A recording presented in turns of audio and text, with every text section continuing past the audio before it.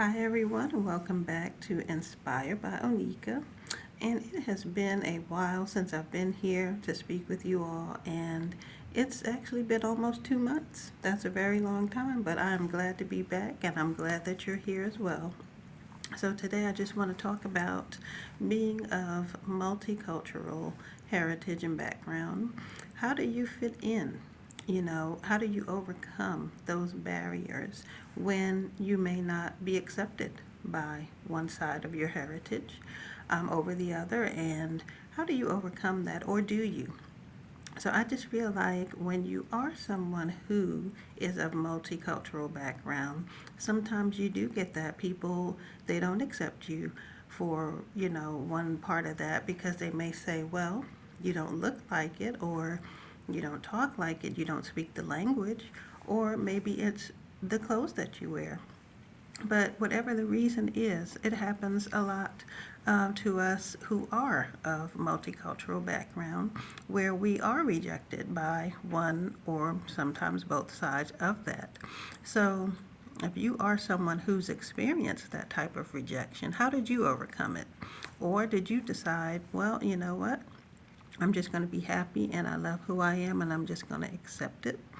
And, whoever doesn't accept me, then that's okay. And you just be happy, with who you are. Let me know in the comments if you have experienced any type of rejection like that because you are of biracial background, multicultural, whatever it is. But I know for me personally, some people, especially when I was younger, they would say, well, you're not Hispanic. You don't speak Spanish. Well, that is true. I'm not fluent in Spanish, but still in all, I let it be known that I am half African American and I'm half Puerto Rican, and I let that be known.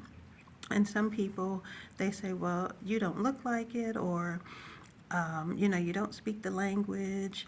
And some people think, well, you try to hide the fact that you're Hispanic, and it's like, no, no, I don't. I embrace both sides of my heritage because I love who I am, and I just there's no reason to hide it. I accept it, I love it, and I embrace both sides. And I may not be fluent in Spanish, but I'm getting there. I try, do the best that I can. But anyway, it's like society. A lot of times they try to, fit you in a box, and they say, okay, well, you have to either be this or that. But guess what? We're human. We're different. Everyone's not the same. So everyone's not going to fit this mold. It's not like it's a one size fits all. It doesn't work that way. So, I just want to know, how do you fit in to that side that you may be rejected? Or do you just decide, you know what, it doesn't matter, I'm just going to be happy. If they don't accept me, then it's okay. I still know who I am. Or do you do certain things to try to be more accepted with that certain, cultural group? So in the comments, let me know if that's been your experience and what you did, how you overcame that. So I just want you to know that, you should never feel bad for who you are, where you come from. Just accept it and love yourself. Love yourself. Okay, love that.